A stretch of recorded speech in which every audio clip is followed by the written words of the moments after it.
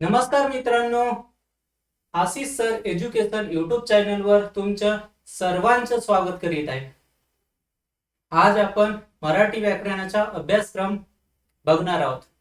जर तुम्ही हा अभ्यासक्रम कोणताही व्यवस्थित केले तर तुम्हाला मराठी व्याकरण इझी वाटेल. कोणताही सब्जेक्ट जर शिकायचा असेल तर अगोदर त्याचा अभ्यासक्रम पाठांतर पाहिजे. तर आज हा अभ्यासक्रम तुम्हाला पाठांतर होणार आहे. तो कशा पद्धतीने होणार आहे तुम्ही व्हिडिओ बघितल्यानंतर तुमच्या लक्षात येईल. तर मराठी व्याकरणामध्ये व्याकरण आणि शब्दसंग्रह हे दोन टॉपिक असतात. तर व्याकरणामध्ये भाषा लिपी व्याकरण आणि मराठीचे उगम हा फर्स्ट चॅप्टर आहे. तर भाषा म्हणजेच काय? भाषा म्हणजेच विचार व्यक्त करण्याचे साधन. लिपी म्हणजेच काय? आवाजाच्या व ध्वनीच्या आपण जे खुणाने लेखन करतो त्याला लिपी असे म्हणतात. लिपी म्हणजेच अक्षर लिहिणे ते. व्याकरण म्हणजेच काय? व्याकरण म्हणजेच काय? व्याकरण म्हणजेच भाषेचे स्पष्टीकरण करण्याच्या शास्त्राला व्याकरण असे म्हणतात. मराठीचे उगम कर्नाटकातील श्रवणबेळ गाव इथून झाले आहे. मराठी ही संस्कृती भाषेतून आलेली आहे म्हणून संस्कृतीला जननी असे म्हणतात. दुसरा टॉपिक आहे वर्णमाला व वर्णाचे प्रकार आणि वर्णाचे उच्चार स्थान. तर वर्णमाला मध्ये काय विचारणार आहे? एकूण वर्णमाला किती आहेत, किती वर्णमाला आहेत, किती स्वर आहेत, व्यंजन किती आहेत, संयुक्त व्यंजने किती आहेत, संयुक्त स्वर किती आहेत, ते सर्व तिथे विचारणार आहे. त्याचे प्रकार तेच. वर्णाचे उच्चार स्थान एरिया एमपी आहे.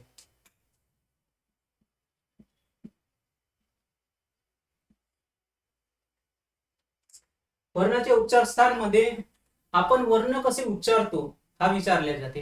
कंठ, तालू, मृद, दत्त, ओष्ट्या, कंठ तालव्या, कंठ ओष्ट्या, दत्तोष्ट्या. हे कंठ तालवे हे उच्चार स्थानाचे प्रकार आहेत. जोडाक्षरे तिसरा टॉपिक आहे.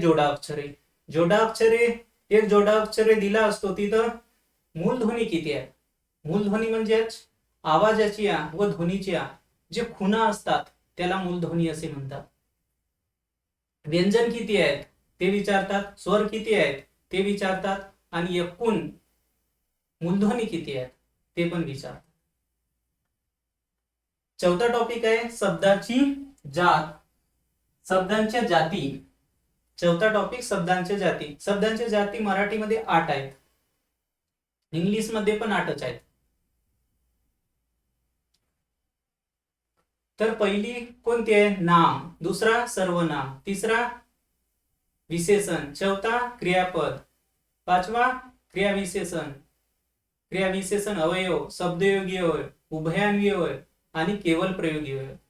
ते आणि त्याचे प्रकार पण असतात ते आता आपण बघतो. नाम व नामाचे प्रकार. नामामध्ये लिंग आणि लिंगाचे प्रकार. लिंग म्हणजे काय? आपण पुरुष लिंग आहो का स्त्रीलिंग आहे की नपुंसकलिंग आहे तेच असते. ते लिंगाचे प्रकार आहे. पुरुषलिंग, स्त्रीलिंग आणि नपुंसकलिंग. वचन म्हणजेच काय? व वचनाचे प्रकार. एरिया एमपी आहेत. हे एक्झाम मध्ये विचारतात, इथं कन्फ्युज होतात मुलं.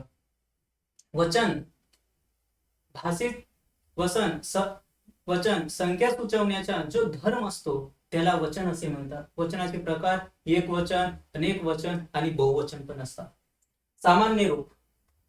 सामान्य रूप आणि त्याचे नियम. हा थोडा लेंदी चॅप्टर आहे पण मी तुम्हाला इझी करून सांगणार आहे. विभक्ती म्हणजेच काय? नाम किंवा सर्वनाम याच्या वाक्यातील क्रियापदाशी किंवा इतर शब्दाशी येणारा संबंध ज्या विखाराने दाखविले जातात त्याला विभक्ती असे म्हणतात. मग एकूण विभक्ती किती आहेत? एकूण विभक्त्या 8 आहेत.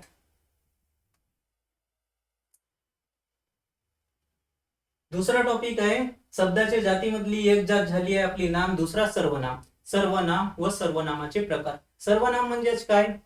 नामाऐवजी वापरल्या जाणाऱ्या शब्दाला सर्वनाम असे म्हणतात. सर्वनामाचे प्रकार कोणकोणते आहेत ते पण विचारतात. सर्वनामाचे एकूण प्रकार 6 आहेत. कोणते आहेत? पुरुषवाचक सर्वनाम, दर्शकवाचक सर्वनाम, संबंधवाचक सर्वनाम आणि प्रश्नार्थक सर्वनाम, अनिश्चित सर्वनाम आणि आत्मवाचक सर्वनाम हे सर्वनामाचे प्रकार आहेत. विशेषण व विशेषणाचे प्रकार. विशेषण व विशेषणाचे प्रकार. विशेषण म्हणजेच काय? एखाद्या नामाबद्दल अधिक माहिती सांगत असेल किंवा विशेष माहिती सांगत असेल त्याला विशेष असे म्हणतात, विशेषण असे म्हणतात. विशेषणाचे प्रकार कोणते कोणते आहेत? गुण विशेषण, संख्या विशेषण आणि साधित विशेषण. संख्या विशेषणाचे प्रकार असतात. जेव्हा आपण टॉपिक घेऊ तेव्हा आपण पूर्ण डिटेल मध्ये बघणार आहोत. क्रियापद. क्रियापदाचे प्रकार. क्रियापद आणि क्रियापदाचे प्रकार. क्रियापद म्हणजेच काय? क्रियापद म्हणजेच वाक्याचा अर्थ पूर्ण करणाऱ्या शब्दाला क्रियापद असे म्हणतात आणि जो वाक्याचा अर्थ पूर्ण करत नाही त्या क्रियापदाला धातू साधित असे म्हणतात. क्रियापदाचे प्रकार कोणते आहेत? क्रियापदाचे प्रकार कर्ता व कर्म याच्या स्थितीनुसार, कर्ता व कर्म याच्या उत्पत्तीनुसार व कर्ता व कर्म याच्या वाक्यरचनेनुसार हे असे त्याचे प्रकार आहेत. क्रियाविशेषण अवयव व प्रकार. क्रियापदाबद्दल विशेष माहिती सांगणाऱ्या शब्दाला क्रियाविशेषण अवयव म्हणतात. क्रिया कुठे घडली, क्रिया कशी झाली, क्रिया केव्हा झाली, हे क्रियाविशेषण. त्याचे प्रकार आहेत कालवाचक, स्थळवाचक, रीतिवाचक आणि परिणामवाचक. हे क्रियाविशेषणाचे प्रकार झाले. आता शब्दयोगी अवयव. शब्दयोगी अवयव प्रकार. शब्दयोगी अवयव नाम किंवा शब्दयोगी अवयव म्हणजेच काय? शब्दयोगी अवयव म्हणजेच नाम किंवा सर्वनाम याच्या वाक्यातील इतर शब्दाशी असणारा संबंध ज्या अविखारी शब्दाने दाखवले जातात त्याला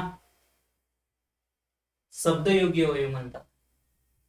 त्याच्यानंतर आहे उभयान्वी अवयव व त्याचे प्रकार. उभयान्वी अवयव दोन शब्द किंवा दोन पेक्षा जास्त शब्द किंवा दोन वाक्य जोडणाऱ्या अविकारी शब्दाला उभयान्वी अवयव म्हणतात. त्याचे प्रकार कोणकोणते आहेत?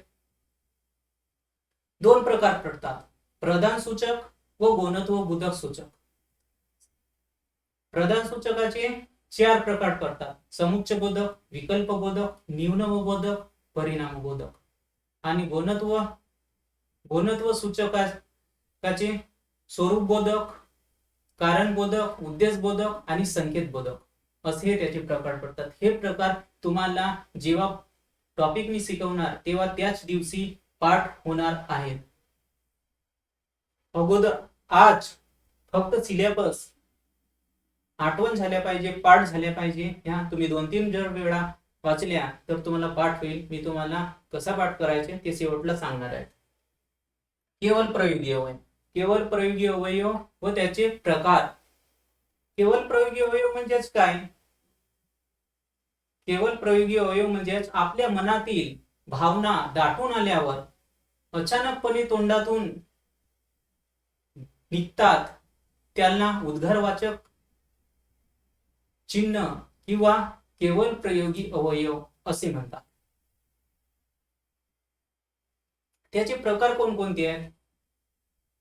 केवळ प्रयोगी अवयवाचे प्रकार कोणकोणते आहेत? हर्षदर्शक, शोकदर्शक, आश्चर्यदर्शक, प्रशंसादर्शक, सहमतीदर्शक, तिरस्कार दर्शक आणि संबोधदर्शक असे एकूण 9 प्रकार आहेत केवळ प्रयोगाचे. ते पण तुम्हाला ज्या दिवशी मी लेक्चर घेणार ते सर्व पाठ होणार आहे. आता 5वा टॉपिक आहे ह्या शब्दाच्या जाती संपल्या.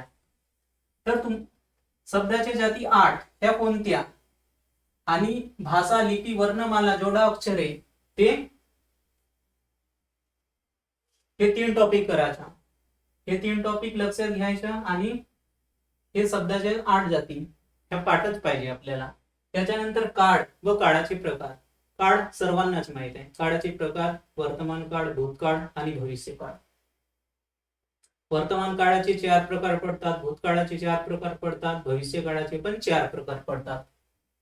वाक्याचे प्रकार. स्वार्थी वाक्य, आपण जो बोलतो त्याला स्वार्थी वाक्य म्हणतात. आज्ञार्थी वाक्य, विधानार्थी वाक्य, संकेतार्थी वाक्य. विधानार्थी वाक्य व प्रश्नार्थक वाक्य, उद्गारवाचक वाक्य, होकारार्थी वाक्य आणि नकारार्थी वाक्य.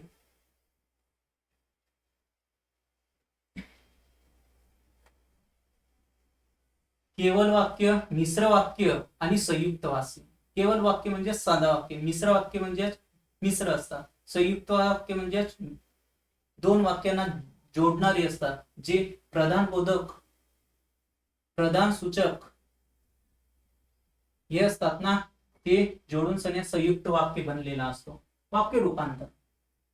वाक्य रूपांतर म्हणजेच काय, एखादा वाक्य होकारार्थी असेल तर त्याला नकारार्थी करावे लागते, अर्थ न बदलता, अर्थात बदल न करता. होकार प्रश्नार्थक वाक्याच्या नकारार्थी वाक्य, साध्या होकारार्थी वाक्याच्या उद्गारार्थक वाक्य, हे वाक्य रूपांतरामध्ये झाले. ते आपण सर्व बघणार आहोत. अलंकार. अलंकार म्हणजेच काय, अलंकार. अलंकार म्हणजेच काय, अलंकाराचे प्रकार किती आहेत ते. अलंकार म्हणजे भाषेचे सौंदर्य वाढविण्यासाठी, भाषेचे सौंदर्य वाढवण्यासाठी जे त्याला सौंदर्य दिले जाते त्याला अलंकार असे म्हणतात. विरामचिन्ह त्याच्यावर पण टॉपिक असतात. आणि शुद्ध लेखन, शुद्ध लेखनावर पण एक्झाम मध्ये असतात. हे तर इम्पॉर्टंट आहे सर्व. वृत्त, वृत्तामध्ये पण प्रयोग व प्रयोगाचे प्रकार. आता प्रयोग आणि प्रयोगाचे प्रकार हे रियालिटी आहेत, दोन्ही पण टॉपिक. प्रयोग म्हणजेच काय, कर्त्याची व कर्माची क्रियापदाशी जुळणी, ठेवण आणि रचना असते त्याला प्रयोग असे म्हणतात. एक वेळा बघा, कर्त्याची किंवा कर्माची क्रियापदाशी जुळणी व ठेवणी व रचना असते त्याला प्रयोग असे म्हणतात. मग प्रयोगाचे प्रकार किती? प्रयोगाचे प्रकार 3 आहेत. कर्तरी प्रयोग, कर्मणी प्रयोग आणि भावी प्रयोग. त्याच्यानंतर टॉपिक आहे समास व समासाचे प्रकार. समास म्हणजे काय, दोन शब्द किंवा दोन पेक्षा जास्त शब्द जोडून एकच शब्द तयार करत असेल तर त्याला समास असे म्हणतात. समासाचे प्रकार किती आहेत? समासाचे प्रकार 4 आहेत. त्याचे पण वेगवेगळे प्रकार असतात. समासाचे 4 प्रकार आहेत. अवयवीभाव समाज, तत्पुरुष समाज, द्वंद्व समाज आणि बहुव्रीही समाज. शब्दसिद्धी, शब्दशक्ती. नेक्स्ट टॉपिक आहे शब्दशक्ती. शब्दशक्ती म्हणजे शब्दशक्ती किती आहेत? अभिधा, लक्षणा आणि व्यंगार्थ हे शब्दशक्ती आहेत. काव्यरस, एकूण रस किती आहेत? एकूण रस 9 आहेत. करुणा रस, रौद्र रस, शृंगार रस, हे असे 9 रस आहेत. आता हा झाला आपला व्याकरणाचा भाग. आता आपण शब्दसंग्रहावर जास्तीत जास्त भर द्या. प्रत्येक दिवशी शब्दसंग्रह कसे पाठ करायचा? प्रत्येक दिवशी 5-5 शब्दसंग्रह, हे जेवढे टॉपिक लिहिले आहेत त्याचे 5-5 जर केल्या तर तुम्हाला मोळावारंबेची बुक जो शब्दसंग्रह आहे ते तुम्हाला सर्व पाठ होणार आहे. कालच्या व्हिडिओ मध्ये कोणते बुक वापरायचे ते मी सर्व तिथं सांगितलं आहे. अभ्यास कसा करायचा ते पण सांगितलंय. शब्द समूहाबद्दल एक शब्द. पूर्ण शब्दसंग्रह इम्पॉर्टंट असतात. वाक्यप्रचार विचारले जातात. एका शब्दाबद्दल अनेक शब्द विचारले जातात. म्हणी पण विचारले जातात. समानार्थी शब्द, विरुद्धार्थी शब्द ते तर तुम्हाला माहितच आहे. परभाषिक शब्द, परभाषिक म्हणजे दुसऱ्या भाषेतून आलेले शब्द. अलंकारिक शब्द, अलंकारिक शब्द विचारतात. समूहदर्शक शब्द विचारतात. समूहाला आपण काय म्हणतो ते समूहदर्शक शब्द विचारतात. याच्यानंतर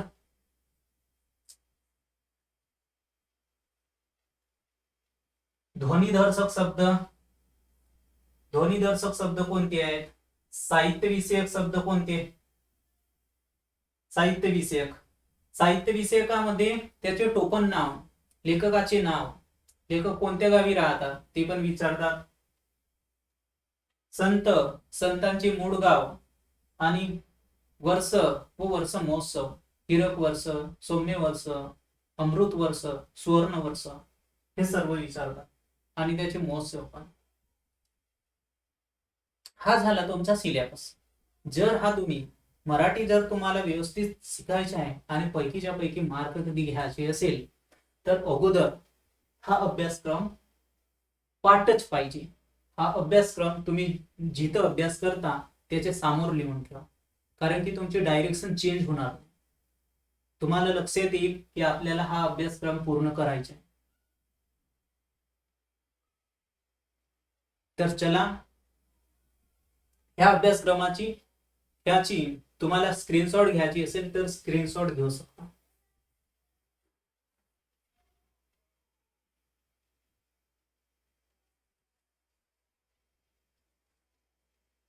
मित्रांनो, मी एक विसरलो होतो. ह्या आशिष सर एज्युकेशन युट्यूब चॅनलला सबस्क्राईब करा आणि लाईक करा. जर तुम्हाला नोट्स पाहिजे असतील, याचे तुम्हाला नोट्स पाहिजे असतील, हे तर मी तुम्हाला टॉपिक लिहून दिल्या. त्याच्यानंतर जसा भाषा, लिपी, व्याकरण, मराठीचे उगम, तर भाषेमध्ये कोणकोणते टॉपिक आहेत, त्याचे सब टॉपिक कोणते आहेत, हे मी सर्व नोट्स मध्ये लिहिलेले आहेत, बनवलेले आहेत. व्हाईट बोर्ड असल्यामुळे तिथं तेवढे मी लिहू शकत नाही. हे जर तुम्हाला नोट्स पाहिजे असतील तर 9637064374 ह्या क्रमांकावर संपर्क साधावे.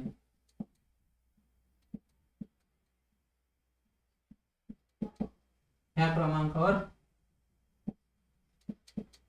हाय म्हणून पाठवाय.